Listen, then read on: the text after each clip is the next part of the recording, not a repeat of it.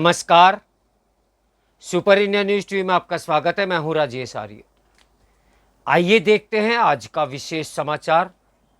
बांग्लादेश में भारत के विकल्प, बांग्लादेशी अल्पसंख्यकों की स्वतंत्रता और मजहबी शोषण एवं प्रताड़ना से उनकी मुक्ति भारत का अब लक्ष्य होना चाहिए।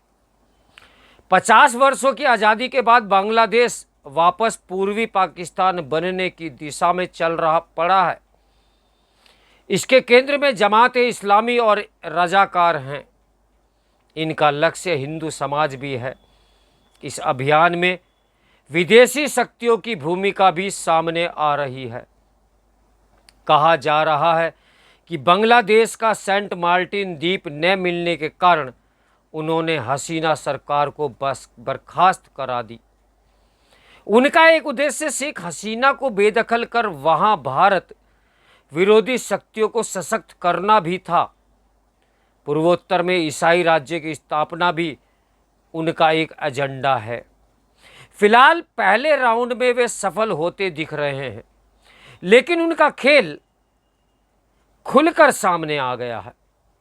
वर्ष 1975 में इंदिरा गांधी प्रधानमंत्री थी, जब बांग्लादेश में शेख मुजीब की परिवार सहित सेना और मजहबियों के गठजोड़ ने हत्या कर दी थी।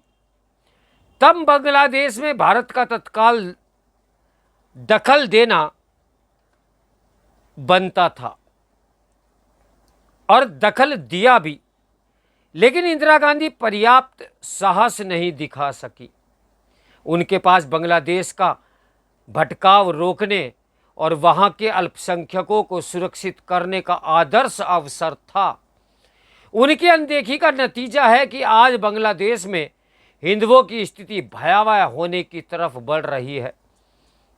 इसके कारण हिंदू बड़ी संख्या में भारत आना चाहते हैं, लेकिन बीएसएफ द्वारा उन्हें रोका जा रहा है। एक अच्छी बात यह हुई कि हत्या, आगजनी, लूटपाट, मंदिर ध्वंस के मध्य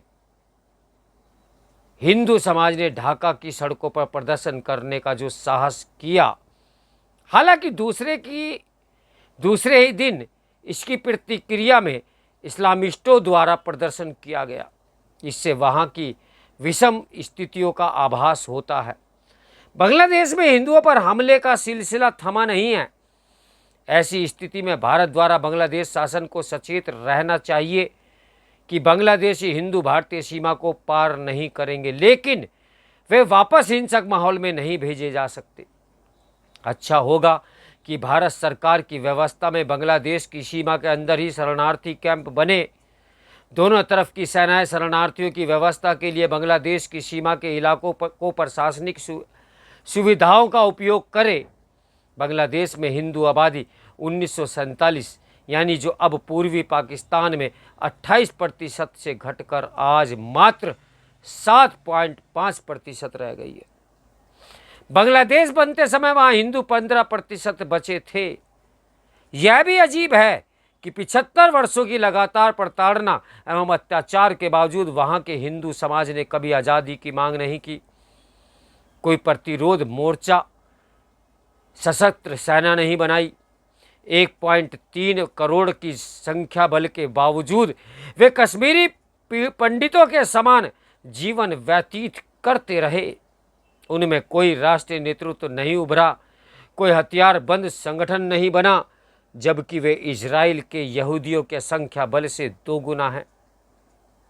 एक बड़ी और अवैध बांग्लादेशी आबादी भारत में निवास कर रही है और वहां बांग्लादेश के हिंदू मजहबी कट्टरता के शिकार हो रहे हैं। बांग्लादेश के हिंदुओं के मानवाधिकार हनन की जो विभत्स स्थितियां हैं, वे हमारे राष्ट्रीय विमर्श का हिस्सा भी नहीं बन पाती। क्यों? सेकुलरिज्म से बीमार हमारे नेताओं ने कभी उनका मुद्दा उठाया ही नहीं, अब भी नहीं उठा रहे हैं। ऐसे में भारत के सामने रास्ता क्या है? कट्टर मजहबियों की जकड़न से बांग्लादेश के हिंदू समाज की मुक्ति एकमात्र लक्ष्य होना चाहिए।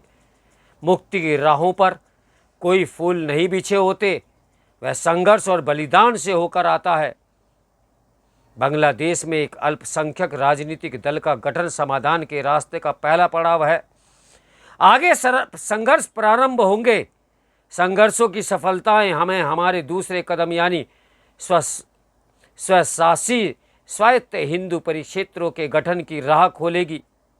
अल्पसंख्यक वर्ग को अपनी आबादी के सुरक्षित क्षेत्रों की ओर प्रस्थान करके अपने संख्या बल को एकत्रित करना होगा, फिर वहां से आगे की रूपरेखा बनानी प्रारंभ करनी होगी। यह भारत की भूमिका 1971 की तरह सफलता एवं असफलता के निर्णायक सिद्ध होगी।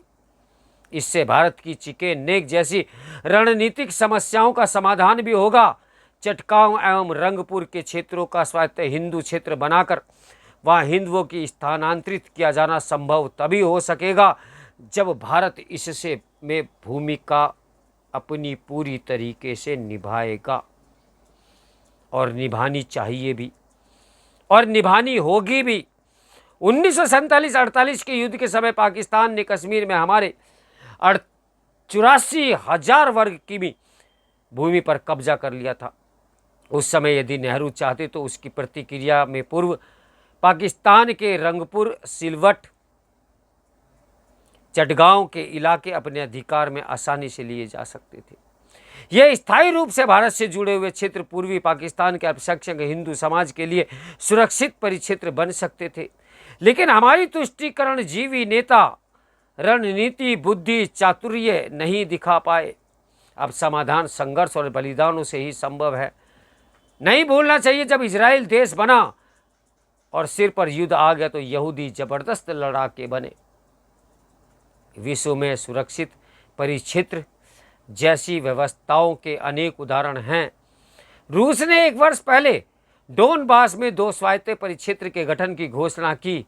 कुछ इसी तरह बांग्लादेश के रंगपुर डिवीजन के 17,000 वर्ग किमी एवं चटगांव डिवीजन के 34,500 वर्ग किमी क्षेत्रों का अधिकार में लेकर वहां के समस्त 1.3 करोड़ हिंदुओं के समायोजन की व्यवस्था करना हमारा लक्ष्य होना चाहिए। कभी जिन्ना ने कहा था कि हिंदू मुसलमान अलग राष्ट्र हैं, वे साथ नहीं रह सकते। यही पाकिस्तान के गठन का आधारभूत सिद्धांत बना। वही तर्क इस्लामी बांग्लादेश में भी लागू करने का समय आ गया है।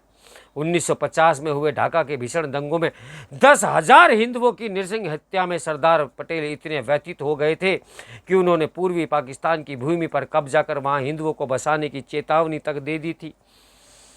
आज इतने वर्षों बाद 1971 के बांग्लादेश युद्ध जैसी स्थितियां पुनः बन रही हैं।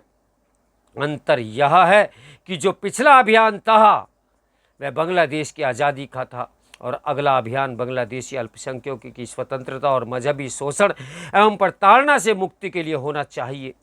ये एक बड़ा राजनीतिक निर्णय होगा जो भारत की बांग्लादेश समस्या और चीन, पाकिस्तान एवं अमेरिका की कुटिल चालों की आशंका का स्थायी अंत कर देगा। हमें मौका नहीं चूकना चाहिए। ना ही ये चिंतन करने का विषय है, ना ही मंथन करने का विषय है। जो गलतियां हमारे पूर्व में नेता लोग कर गए हैं, उन गलतियों को दोहराने का समय नहीं है। कूटनीति से कार्य करने का समय है। जनता यानी कि अल्पसंख्यक बांग्लादेशी आपकी ओर कातर निगाहों से ताक रहा है। तो मेरे साथ बने रहें सुपर इंडियन न्यूज़ टीवी की ब्रेकिंग न्यूज़ के लिए। नमस्कार, मैं हूं राजेश आर्या।